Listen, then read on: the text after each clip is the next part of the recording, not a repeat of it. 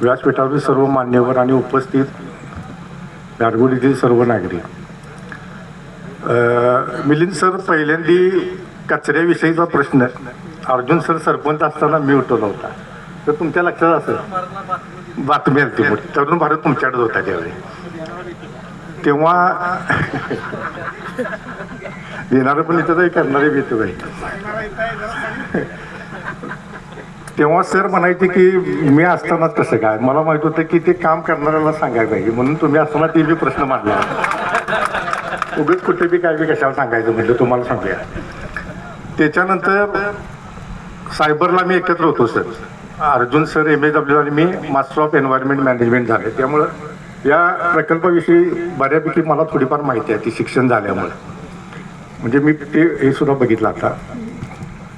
मग त्याच्यानंतर मला सारखं वाटत होतं की पालीला आपल्याला कॉलेजला जाताना कायम आम्हाला ती घाण दिसायची, म्हणून मी स्वतःसुद्धा प्रयत्न केला. आमचे एन्व्हायरमेंटला जे माझ्याबरोबर स्टुडंट्स होते ते गव्हर्नमेंटला आहेत. मुश्रीफ साहेबांचे वगैरे प्रोजेक्ट त्यांनी केलेले आहेत, कागल वगैरे प्रोजेक्ट त्यांनी केलेले आहेत.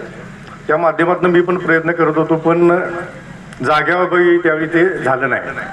बहुतेक ते कार्यसम्राट आमदार प्रकाशराव आंबेडकर यांच्या हस्ते, यांच्या माध्यमातून अर्जुन सरांच्या हस्ते ते व्हायचं होतं, म्हणून ते बहुतेक पुढे राहत इथंपर्यंत आले.